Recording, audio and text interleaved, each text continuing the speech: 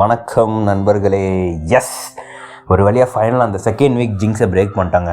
அதாவது ரெண்டு எபிசோடாக போட்டு காணாமல் போயிட்டு இருந்தேன். இந்த வாரம் இந்த டைம் அப்படி இல்லாமல் 3வது எபிசோடு போட வந்தோடனே yes consistency is the key அப்படின்னு சொல்லிட்டு ஒரு மோட்டிவேஷனோட இந்த எபிசோட ஆரம்பிக்கலாம் அப்படின்னு சொல்லிட்டு so let's jump into yet another episode of It's Just Another Podcast with me Ritheesh. Yes, so இந்த வாரம் எதை பற்றி பேச போகிறோம் அப்படின்னு பார்த்தீங்கன்னா, டைரக்டர் ராமை பற்றி என்னோடய சிந்தனைகள், அவர் படங்களில் பற்றி என்னோடய சிந்தனைகள்லாம் ஒரு தொகுப்பாக இந்த இன்டர்வியூன்னு வருது பாருங்கள். இன்டர்வியூ அது இருக்குது அடுத்த வாரம், இல்லை இன்னைக்கு கம்மிங் வீக்ஸ். அதை பற்றி நான் உங்களுக்கு சர்ப்ரைஸாக இருக்கட்டும்னால வச்சுருக்கேன். ஸோ எஸ், இந்த பாட்காஸ்ட்டில் நம்ம பேசுவோம் அப்படின்ட்டு ஒரு idea. So let's jump in to the episode. So director Ram அவரோட இன்ட்ரடக்ஷன் எனக்கு எப்படின்னு பார்த்தீங்கன்னா, ரொம்ப ஒரு இன்ட்ரெஸ்டிங்கான ஒரு வகையில் தான் எனக்கு ராம் தெரியும். ஸோ எப்படின்னா நான் 5th படிக்கும்போது அந்த பையன் எனக்கு 4th கிளாஸ்மேட்டு கௌதம்னு சொல்லிட்டு நல்ல ஃப்ரெண்ட் அவர்.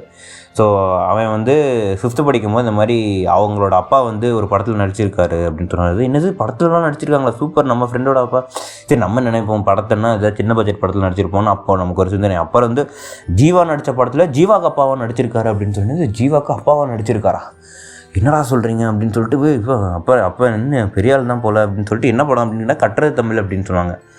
கட்டுறது தமிழ், அது என்ன படம்? ஏன்னா எனக்கு பெருசாக அப்படி நான் கேள்விப்பட்டதே இல்லை அப்படி ஒரு படத்தை. அப்படின்றப்போ அன்றைக்கி ஈவினிங்கே கலைஞர் டிவியில் அந்த படம் போட்டாங்க. ஆக்சுவலி எனக்கு இன்னும் ஞாபகம் இல்லை, கலைஞர் டிவியில் அன்றைக்கி ஈவினிங் அந்த படம் போடுறாங்க அப்படின்றக்காக நம்ம அந்த டாப்பிக்கை பற்றி பேசினோமா, இல்லை அந்த டாபிக் பற்றி பேசினதுக்கப்புறம் திடீர்னு எதிர்த்து கலைஞர் டிவியில் அந்த படம் போட்டாங்களான்னு தெரில.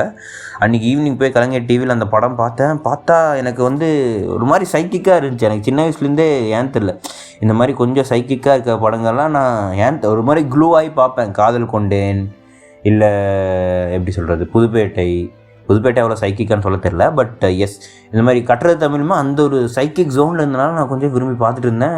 அப்புறம் கொஞ்ச நேரத்துக்கு மேலே எங்கள் அப்பா அம்மா செகண்ட் ஹாஃபில் பார்த்தா பயங்கர டிப்ரெஷனாக போயிட்டுருக்கும். அவர் அந்த ஒரு கார்காரனை நிறுத்தி என்கிட்ட பேசுகிறான்லாம் சொல்லிட்டுருப்போம். அந்த சீன் அப்போது திடீர்னு எங்கள் அப்பா அம்மாவே என்னடா பாட்டு இருக்குன்னு சொல்லிட்டு ஆஃப் பண்ணி போயிட்டாங்க. எனக்கு அப்போ தான் அந்த டைரக்டர் ராமோட அறிமுகம்னா எனக்கு அதுதான் ஃபஸ்ட்டு.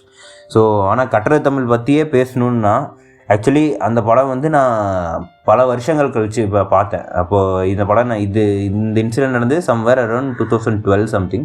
இப்போ 2020 நான் அந்த படம் பார்த்தேன். அகெயின் ரீசெண்டாக ஒரு 3 மாதம் முன்னாடி அந்த படத்தை பார்த்தேன். ஒவ்வொரு டைமே இந்த film got heavier and heavier. அதுவும் அந்த படத்தில் ரொம்ப அழகாக மாடர்னைசேஷனால், இல்லை கம்ப்யூட்டர் இண்டஸ்ட்ரியோட எக்ஸ்பேன்ஷனால் மக்கள்லாம் எவ்வளோ பாதிக்கப்பட்டாங்க, லிவிங் காஸ்ட் இன் அ சிட்டி எப்படி இதாச்சு. அதாவது அதில் ஒரு அழகான டைலாக் ஒன்று இருக்கும். ஒரு ப்ரொஃபஸர் ஒன்று சொல்லுவார், இந்த மாதிரி உடம்பு ஆரோக்கியமாக இருக்கிறதுனா மொத்த உடம்பும் ஆரோக்கியமாக இருந்தால் தான் அதுக்கு பேர் ஆரோக்கியம். ஒரு இடத்துல மட்டும் வீக்காக இருந்துச்சுன்னா அதுக்கு பேர் ஆரோக்கியம் இல்லை. அதே மாதிரி கம்ப்யூட்டர் செக்டர் மட்டும் வளர்கிறது அப்படின்றது ஒரு நாட்டுக்கு அவ்வளோ ஆரோக்கியமான விஷயம் இல்லை அப்படின்னு ரொம்ப அழகாக சொல்லியிருப்பார். ஸோ அந்த மாதிரி ஒரு சாதாரண மனுஷன் எப்படி இது எல்லாத்தையும்னால பாதிக்கப்படுறான் அப்படின்றது ரொம்ப அழகான்ட்டு இல்லை, ரொம்ப ஒரு மாதிரி சைக்கிக்காக அந்த படத்தை காட்டியிருப்பார். ஆனாலுமே அந்த படத்தில் இன்னொரு லைன் இருக்கும், எனக்கு ரொம்ப பர்சனலாக டச்சிங்கான லைன். அது அவர் சொல்லுவார், ஜீவாவோட கேரக்டர் அதில் சொல்லுவார், பிரபாகரன் கேரக்டர், இந்த மாதிரி நானாவது பரவாயில்ல தமிழ் படித்தவன், ஏதாவது திருக்குறள் சொல்லி கூட பொழைச்சிப்பேன், இந்த சோஷியாலஜி படித்தவன், சைக்காலஜி படித்தவன் அப்படின்னு ஒரு டைலாக் ஒன்று சொல்லுவார். அவன்லாம் என்ன பண்ணுவான் அப்படின்னு ஒரு டைலாக் சொன்னப்போ எனக்கு ஐயோ நம்மளும் சோஷியாலஜியான படிச்சிருக்கோம் அப்பா, என்ன அந்த மாதிரி ஒரு மாதிரி ரொம்ப பயங்கர பர்சனலாக கனெக்ட் ஆச்சுங்க அந்த படம் சோஷியாலஜி படித்து முடிச்சதுக்கப்புறம். அதுக்கு அடுத்த படம் தங்கமீன்கள் நான் ஒரே ஒரு டைம் தான் பார்த்துருக்கேன். சின்ன வயசில் சன் டிவியில் பார்த்த ஒரு ஞாபகம். அதுக்கப்புறம் நான் படத்தை பெருசாக பார்க்கல. ஆனால் இப்போ யோசித்து பார்த்தா ஒரு எப்படி சொல்கிறது, ஒரு டிவி ஆடை பார்த்து ஒரு குழந்தை ஒரு நாய்க்குட்டி கேட்டனால அந்த குழந்தைக்கு அது தெரியாது அந்த நாய்க்குட்டி அவ்வளோ காஸ்ட்லியாக இருக்கும். அந்த டிவி ஆட், ஏன்னா டிவி ஆட் பண்ணுறவங்களுக்கு அவங்க சிம்மை விற்கணும், அதுக்கு ஒரு நாய்க்குட்டி யூஸ் பண்ணுறாங்க. ஆனால் இந்த குழந்தைங்க அந்த நாய் பிடிச்சி போய் அந்த நாயை கேட்டு அதுக்காக அவங்க அப்பா ஊரெல்லாம் அலையிறது அந்தன்ற மாதிரி ஒரு கதை. அதுலேயுமே ஒரு அட்வர்டைஸ்மெண்ட் ஒரு குழந்தை எப்படி எந்த அளவுக்கு இன்ஃப்ளூயன்ஸ் பண்ணுது அப்படின்றத ரொம்ப ஒரு மாதிரி காட்டியிருந்த மாதிரி ஒரு ஞாபகம். ஸோ தங்கமீன்கள் பற்றி நான் பெருசாக பேச முடியாது. அதுக்கு அடுத்து வந்த படம் தரமணி நான் ரொம்ப ரீசெண்டாக இப்போ பார்த்து முடிச்சக்கப்புறம் தான் தரமணியுமே பார்த்தேன். எனக்கு ரொம்ப பிடிச்சிருந்துச்சுங்க தரமணி. எனக்கு இப்போ ரீசெண்டாக வந்த படங்கள் லவ்வர் ரொம்ப பிடிச்ச படம். அதோட ஒரு வேற ஒரு வெர்ஷனாக தான் தரமணியை நான் பார்த்தேன். ஏன்னா ஒரு சாதாரண ஒரு இளைஞர், வேலை இல்லாமல் கஷ்டப்பட்டு இருக்கிற ஒரு இளைஞர், அவர் வந்து ரொம்ப ஒரு ரொம்ப இண்டிபெண்ட்டான, ரொம்ப ஃபெமினிசம் தாட்ஸ் இருக்கிற ஒரு ஃபெமினிசம் கூட ஈக்குவாலிட்டி தாட்ஸ் இருக்கிற ஒரு பொண்ணை விரும்புகிறாரு அப்படின்ற, அவங்க லவ் பண்ணுறப்போ அவங்க ரெண்டுத்துக்குள்ளே இருக்க அந்த கான்ட்ரடிக்ஷன்ஸ், அந்த ரிலேஷன்ஷிப்புக்கு எவ்வளோ பிரச்சனையாக வருது அப்படின்றத ரொம்ப அழகாக அந்த படத்தில், ரொம்ப அழகாக இன்னும் வெரி ஃபன்னியர் வே. அது கோவம் நிறைய பேர் சொல்லுவாங்க, அந்த படம் ரொம்ப ஒரு கோவமான பதிவாக தெரியவே இல்லை. அது ரொம்ப எனக்கு நிறைய இடத்துல it was very funny film தான் எனக்கு தோணுச்சு. அது அவரை ரொம்ப செட்டாரிக்கலாக ரொம்ப டீல் பண்ணி இந்த மாதிரி. அதுலேயும் முக்கியமாக அந்த படத்தில் ஹைலைட் என்னென்னா அவரோட நரேஷன் தான். நீங்கள் ஒவ்வொரு டைம் அவர் நரேஷன் கொடுக்கும்போது உங்களுக்கு கண்டிப்பாக சிரிப்பு வந்துகிட்டே இருக்கும். அந்த கேரக்டரை அவர் டிஸ்கிரைப் பண்ணுறதா இருக்கட்டும், அந்த சூழ்நிலையை அவர் டிஸ்கிரைப் பண்ணுறதா இருக்கட்டும், இல்லை ஆடியன்ஸையே அவர் கேள்வி கேட்குற விதமாக இருக்கட்டும், ஆடியன்ஸ் லாஜிக் பார்க்குற விதத்தை அவர் கேள்வி கேட்குற விதமாக இருக்கட்டும், எல்லாமே அந்த படத்தில் எனக்கு ரொம்ப பிடிச்சிருந்துச்சுங்க. ஸோ அதுதான் தரமணி பார்த்தது. அண்ட் அதுக்கப்புறம் பார்த்திங்கன்னா பேரன்பு வந்து ரொம்ப ஒரு உருக்கமான படம். நான் ரொம்ப ரீசெண்டான இப்போ 3 நாள் முன்னாடி தான் அந்த படத்தை பார்த்தேன். அதுவுமே ரொம்ப ஒரு உருக்கமான ஒரு பதிவாக தான் இருந்துச்சு.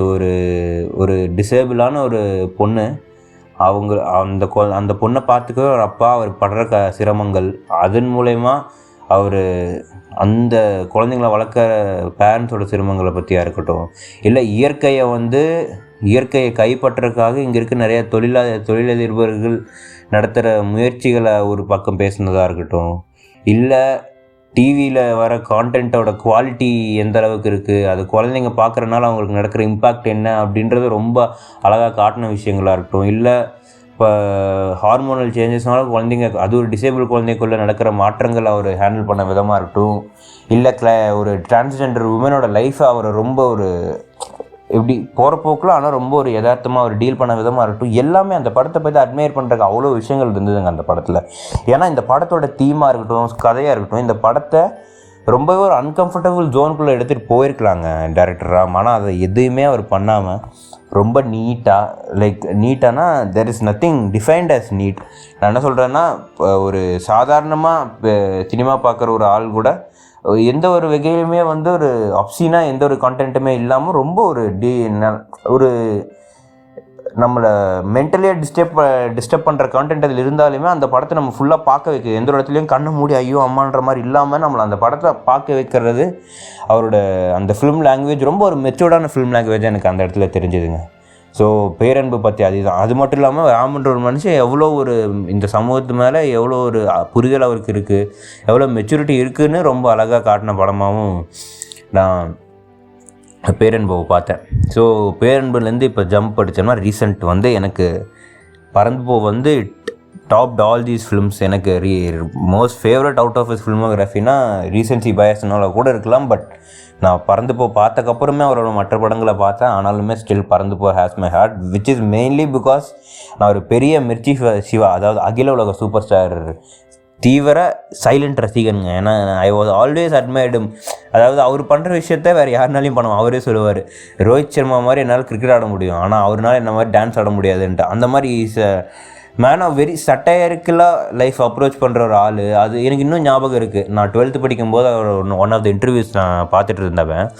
அப்போ வந்து ஒரு சின்ன கதை மாதிரின்னு சொல்லுவார், இந்த மாதிரி உங்களுக்கு ஒரு சைக்கிள் கிடைக்கிது, அந்த சைக்கிளில் காற்று கம்மியாக இருக்குது, ஆனால் நீங்கள் ஓட்டலாம் அந்த சைக்கிளை அப்படின்றப்போ, அந்த சைக்கிளில் காற்று கம்மியாக இருக்குதுன்னு கவலைப்படுறது உங்கள் கையில் தான் இருக்குது, இல்லை காற்று முடிகிற வரைக்கும் இந்த சைக்கிளை நம்ம சந்தோஷமாக ஓட்டலான்ற சந்தோஷமும் உங்கள் கையில் தான் இருக்குன்ட்டு ஒரு பெரிய லைஃப் லெசனே ரொம்ப அசால்ட்டாக சொல்கிற ஒரு ஆளாக சிவாவை நான் பார்த்தேன். ஸோ அதனால எல்லாருமே என்னது மிர்ச்சி சிவா கூட ராமான்னு பார்த்துட்டு இருந்த டைமில் நான் சூப்பர்ரா, எங்கள் தலைவனுக்கு கடைசியாக ஒன்று நடக்குது, நல்லது நடக்குது அப்படின்ற மாதிரி நான் பார்த்து ரொம்ப ஒரு எக்ஸ்பெக்டேஷன்ஸோடு போன படம் தான். அந்த எக்ஸ்பெக்டேஷன்ஸையும் தாண்டி அந்த படம் இன்னுமே ஒரு ஹோல்சம் படமாக இருந்துச்சுங்க. ஏன்னா அந்த படத்துலேயுமே எகெயின் அவர் மற்ற படங்களில் பேசின விஷயத்தையும் இந்த படத்தில் ரொம்ப ஒரு ஹோல்சமாக ஒரு ஜாய்ஃபுல்லாக பேசியிருந்தாருன்னு எனக்கு தோணுச்சுங்க. ஏன்னா எகெயின் ஒரு எப்படி சொல்கிறது, ஒரு சிட்டிக்குள்ளே ரொம்ப சொஃபஸ்டிகேட்டடான லைஃபு வாழ்கிற ஒரு சின்ன பையன், அவனுக்கு எல்லா வகையிலும் பெஸ்ட்டை கொடுக்கணும் அப்படின்னு நினைக்கிற அவனோட பேரண்ட்ஸ், அதுக்காக தங்களுடைய வாழ்க்கையே அர்ப்பணிச்சுட்டு இருக்க ஒரு பேரண்ட்ஸ். ஆனால் அதே நேரத்தில் அந்த பையனுக்கு அது தேவையான அவங்க யோசிக்கிறாங்களான்னு அவங்களே ஒரு செகண்ட் யோசிக்க வைக்கிறது. மனுஷனுக்கு இயற்கையோடு இருக்க ஒரு கனெக்ஷனை ரொம்ப அழகாக அவர் எக்ஸ்ப்ளோர் பண்ண விதமாக இருக்கட்டும். அது அவர் எல்லா படத்துலையுமே பண்ணுவார். அதே இடத்துல மெட்டீரியலிஸ்டிக் ஆஸ்பிரேஷன்ஸ் மேலே இருக்க ஒரு எப்படி சொல்கிறது, நமக்கு எல்லாத்துக்குமே இந்த மெட்டீரியல் ஆஸ்பிரேஷன்ஸ் மேலே இருக்க ஒரு ஒப்பீனியன் இந்த படம் ரொம்ப அழகாக மாற்றுச்சுங்க. ஏன்னா அந்த படத்தில் ஒரு சும்மா சாம்பிளுக்கு ஒரு சீன் சொல்கிறேன். அவங்க அப்பா வந்து ஒரு வேவ் போர்டு வாங்கி கொடுத்துருப்பாரு அந்த பையனுக்கு, நம்ம சிவா கேரக்டர். அவன் வந்துட்டு அந்த வேவ் போர்டு, அது 5000 ஏதோ, அந்த வேவ் போர்டை கொடுத்துட்டு பம்பரத்தை வாங்கிட்டு வந்துடும். இவங்க அப்பா கேட்பார், ஏன்டாடி அது 5000 அதை கொடுத்து இந்த 30 40 பம்பரத்தை வாங்கிட்டு வந்திருக்கு அப்படின்னு கேட்டப்போ, எனக்கு இதுதான் பிடிச்சிருக்கு அப்படின்றப்போ, அது அந்த சென்டென்ஸ், அந்த ஒரு கான்வர்சேஷனில் இருக்க ஒரு டீப்னஸ் வந்து எனக்கு உண்மையாலுமே பயங்கரமாக ஹிட் ஆச்சுங்க. நீங்கள் பயங்கர செலவு பண்ணி ஒன்று பண்ணணும்னு நினைக்கிறீங்க, ஆனால் உங்கள் குழந்தைங்க ஒரு 50 ரூபாயிலே சந்தோஷப்படுறாங்க. ஏன்னா நம்ம தான் வந்து எல்லாத்தையுமே ரொம்ப மெட்டீரியலிஸ்டிக்காக வளர்ந்தக்கப்புறம் பார்க்க ஆரம்பிக்கிறப்போ குழந்தைங்க அதை எதையுமே பார்க்க மாட்டாங்க அப்படின்ற ஒரு விஷயமா இருக்கட்டும். இல்லை அந்த பையன் வந்து அவங்க அப்பா அம்மா மேலே பயங்கர கோவப்படுவான், ஆனால் அவங்க அப்பா ஐஸ்கிரீம் வாங்கிட்டு வந்து கொடுத்தேனே அப்படியே அந்த கோவம்லாம் அவனுக்கு கரைஞ்சி போயிடும். ஸோ நம்ம ஒரு குழந்தையாக இருக்க குழந்தைங்க வந்து கோவத்தை எவ்வளோ ஈஸியாக கடந்து போயிடுறாங்க, ஆனால் அதே மனுஷங்க அந்த கோவத்தை வச்சுட்டு நம்ம எவ்வளோ நாள் கஷ்டப்படுறோம் அப்படின்னு அந்த படத்தில் காட்டினதாக இருக்கட்டும். இது எல்லாமே ரொம்ப ஒரு அழகான பதிவாக இருந்துச்சுங்க. அண்டு எஸ், பறந்து போக பற்றி இதுதான். அண்ட் ஜென்ரலாக டைரக்டர் ராமை பற்றி எனக்கு ரொம்ப பிடிச்ச ஒரு விஷயம் என்னென்னா, ஹீ ப்ரீச்சஸ் குட்னஸ்ங்க. அதாவது அவர் ஆல் இஸ் இன்டர்வியூஸ் நமக்கு பார்க்கும்போது வாழ்க்கையை வாழ்க்கை ரொம்ப அழகானதுன்ற ஒரு ஹோப் நமக்கு என்றைக்குமே கிடைக்கும். ஏன்னா அவரோட இன்டர்வியூவில் அவர் சொல்கிறது எல்லாமே வந்து மனிதர்கள் ரொம்ப நல்லவர்கள் தான். ஏன்னா நம்ம ரீசெண்டாக வைரலான ஒரு இது என்னென்னா, இந்த மாதிரி நம்ம வாழ்க்கையில் நிறையா துரோகங்களை சந்திப்போம், ரொம்ப ஒரு அநியாயங்களை சந்திப்போம் அப்படின்னு சொல்கிறப்போ அந்த மாதிரிலாம் எதுவுமே இல்லை. எல்லாருமே ஒரு சூழ்நிலை கைதிகள் தான். அவங்க வந்து அந்த சுச்சுவேஷனில் ஏன் அதை பண்ணியிருப்பாங்க நம்ம புரிஞ்சுக்கிறப்போ நமக்கு உண்மையுமே அவங்க மேலே இருக்க கோபம் போயிடும் அப்படின்னு ரொம்ப அழகாக அவர் சொல்லியிருப்பாருங்க. அந்த குட்னஸ் அவர் ரீச் பண்ணுற விதமாக இருக்கும். இது நிறைய பேர் கான்ட்ராடிக்ட் பண்ணாங்க, but I always took that message. ஏன்னா நம்ம என்ன தான் கோவங்கள் நமக்கு வாழ்க்கை மேலே வருத்தம், கோவம் மேலே சுற்றி இருக்க நமக்கு துரோகம் பண்ணிட்டாங்க, கெட்டது பண்ணிட்டாங்க, என்ன யோசிச்சாலுமே அது நம்ம மனசை ரொம்ப ஒரு நெகட்டிவ் இம்பேக்ட் தான் நம்ம மனசுக்கு அது கொடுக்க போகுது. ஸோ அதை ஓவர் கம் பண்ணுறதுக்காக ஒரு சொல்யூஷன் சொல்கிறப்போ நம்ம அதை ஏற்றுக்கிறதுல தப்பே இல்லைன்னு தாங்க எனக்கு தோணுது. ஸோ அவர் அந்த குட்னஸை ப்ரீச் பண்ணுற விதமாக இருக்கட்டும், இது எல்லாமே எனக்கு ரொம்ப பிடிச்சிருந்துச்சி. ராமன்ற ஒரு டைரக்டரை தாண்டி அவர் ஒரு மனிதராக எனக்கு ஒரு அட்மைரபிள் பர்சனாக ரொம்ப தெரிஞ்சார். அதாவது இந்த கோபிநாத் சொல்லுவாருங்க, இப்படிப்பட்ட மனிதர் எனக்கு ஒரு காவியமாக தெரிகிறார் அப்படின்ற மாதிரி எனக்கு ரொம்ப பிடிச்சிருந்துச்சிங்க அவரோட தாட்ஸு எல்லாமே. So that's it about director Ram and his films. So this is a very sincere dedication to director Ram அப்படின்ற மாதிரி இந்த எபிசோட் போயிடுச்சு. இதே நேரத்தில் நான் உங்களுக்கு சும்மா ஏதோ நம்மளால் முடிஞ்சதுன்ற மாதிரி ஒரு குட்டி புக்கு ரெக்கமெண்டேஷன் பண்ணலாம், இந்த மாதிரி ஏதாவது ஒன்று பண்ணலாம், மூவி ரெக்கமெண்டேஷன், புக் ரெக்கமெண்டேஷன்லாம் ரெகுலராக பண்ணலான்ற மாதிரி ஒரு தாட். ஸோ இந்த வாரம் உங்களுக்கு வந்து ஒரு குட்டி புக்கு எகெயின் குட்னஸ், என்னோட பார்ட் ஆஃப் ப்ரீச்சிங் குட்னஸ்ன்ற மாதிரி இல்லாதவர்கள்னு ஒரு புக் இருக்குங்க, ஜெயகாந்த் ஷார்ட் ஸ்டோரி தான். சம்வேர் அரௌண்ட் 80 to 100 pages தான் அந்த புக்கு இருக்கும். நீங்கள் முடிஞ்சால் வாங்கி படிங்க, இல்லை இபுக் கூட இருக்கும், இல்லை இந்த ஸ்டோரிஸே நரேட் பண்ணுற நிறைய பேர் யூடியூப்பில் வீடியோஸ் போடுவாங்க, நீங்கள் அதெல்லாம் போய் பாருங்கள். எனக்கு ரொம்ப பிடிச்சிருந்துச்சிங்க. சும்மா அதோட சினாப்சிஸ் என்னன்னு மட்டும் சொல்லிடுறேன். ஒரு செய்யாத கொலைக்கு பழி போட்டு போலீஸால் தேடப்பட்ட ஒருத்தன் அவனோட ஏரியா விட்டு ஓடி வந்து தன்னோட அடுத்த வேலை சாப்பாட்டுக்காக என்ன பண்ணுறதுன்னு தெரியாமல் ஒரு வீட்டுக்கு திருட போகிறப்போ அந்த வீட்டுக்குள்ளே அவன் மாட்டிக்கிறான். அந்த வீட்டில் இருக்க பெரியவருக்கும் எனக்கு கான்வர்சேஷன்ஸ், அதனால இவனுக்குள்ளே நடக்கிற மாற்றங்கள்னு அந்த ஷார்ட் ஸ்டோரியாக ஒரு மெய்யழகன் ஜோனில் தான் இருக்கும். ஸோ நீங்கள் அது கேட்டு பாருங்கள், லைக் படித்து பாருங்கள், இல்லை எங்கேயாவது கிடைச்ச ஆடியோ ஃபார்மில் கிடைச்சாலும் கேட்டு பாருங்கள். ரொம்ப ஒரு அழகான ஸ்டோரி. ஸோ என்னால் முடிஞ்ச அளவுக்கு இந்த இதில் குட்னஸை ப்ரீச் பண்ணியிருக்கேன்னு நம்புகிறேன். அண்ட் தென் ஃபைனலாக இந்த வாரம் என்ன வாரம் அப்படின்ற மாதிரி இட்ஸ் கூலி பாவ ஹவுஸ் என்ற மாதிரி எல்லோரும் கூலி ஹைப்பில் இருப்பீங்கன்னு நான் நம்புகிறேன். ஸோ எல்லோரும் இந்த வாரம் போய் கூலி முக்கால்வாசி பேர் ஃபஸ்ட் டே பார்க்குறீங்க, இல்லை இந்த ஃபஸ்ட் வீக்கெண்டில் பார்க்குறவங்க நிறைய பேர் இருப்பீங்க அப்படின்னு நம்பி படத்தை படமாக பாருங்கள். நீங்கள் கொடுக்குற 120 200 எந்த காசோ இருக்கோ அந்த காசுக்கு ஒர்த்தாக இருக்கான்னு மட்டும் பாருங்கள். படம் 1000 கோடியா 300 கோடியா 500 கோடியா நமக்கு எதுவுமே வரப்போகிறது கிடையாது. ஸோ அந்த டிஸ்கஷனில் எதுலேயுமே போகாமல் படத்தை படமாக பாருங்கள். ஆஸ் ஆல்வேஸ் ஒரு Thalaivar fan, we always root for Thalaivar films அப்படின்றனால இந்த டைம் லொக்கேஷன் வந்திருக்காரு, எல்லாமே like there's a good hype around the film. So yes, படம் பிடிச்சிருந்தா ஓகே, பிடிக்கலனாலும் இட்ஸ் நாட் த எண்ட். இப்போ இன்னும் நிறையா படங்கள் வரும். அதே மாதிரி தாங்க வாழ்க்கையும். ஒரு குட்டி மூமெண்ட் உங்களுக்கு இப்போ ஒரு மாதிரி சந்தோஷத்தை கொடுக்காமல் போயிடுச்சுன்னா ஜஸ்ட் மூவ் ஆன். வாழ்க்கைன்றது ரொம்ப பெருசு, ரொம்ப vast. So don't stick in particular மூமெண்ட்டுன்ட்டு சொல்லிக்கிட்டு உங்களிடமிருந்து விடைபெறுவது நான் ரிதீஷ். ஸோ எஸ், பயங்கர ஃபாஸ்ட்டாக பேசிட்டேன். ஸோ அடுத்த வாரம் வேற ஒரு கான்டெக்ஸ்ட் இல்லை ஒரு ஒரு ஐடியாவோடு உங்களை வந்து சந்திக்கிற வரைக்கும் it's me Ritheesh signing off from its just another podcast. Tata, bye bye.